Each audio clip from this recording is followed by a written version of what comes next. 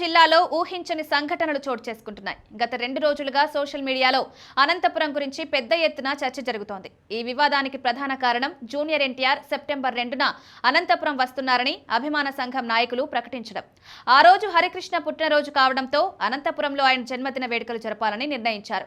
Anantapuram MLA Daggubati Prasad voice అంటూ junior ఎన్టీఆర్ను దూషిస్తూ విడుదలైన ఒక ఆడియో ఇప్పుడు ఈ వివాదానికి కేంద్ర బిందువుగా మారింది. సోమవారం హైదరాబాద్లో జరిగిన ఒక సమావేశంలో ఈ ఆడియోపై తీవ్ర చర్చ జరిగినట్లు సమాచారం. రాష్ట్ర స్థాయి నుంచి జిల్లా స్థాయి వరకు ఉన్న ఎన్టీఆర్ అభిమాన సంఘం అధ్యక్షులెవరూ ఈ ఆడియోపై స్పందించకపోవడం పట్ల సమావేశంలో అసంతృప్తి వ్యక్తమైంది. జిల్లాకు చెందిన నరేంద్ర చౌదరి వంటి రాష్ట్ర నాయకులు జిల్లాలోనే ఉన్నప్పటికీ వారి నుంచి కనీసం ఒక ప్రకటన రాలేదని అభిమానులు విమర్శించారు.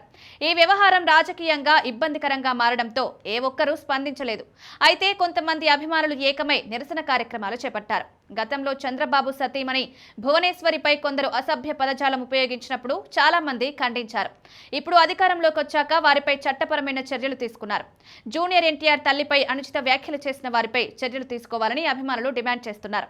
ఎమ్మెల్యే దగ్గుపాటి ప్రసాద్ ఇప్పటికే ఆ వాయిస్ తనది కానదని మీడియాకు స్పష్టం చేశారు. అయితే ఆ ఆడియో ఎవరిది, అందులో ఎవరి ప్రమేయం ఉంది, ఎవరు మాట్లాడారు అనే విషయాలను ప్రభుత్వం, పోలీసులు తేల్చాలని ఎన్టీఆర్ అభిమాన సంఘం డిమాండ్ చేస్తోంది.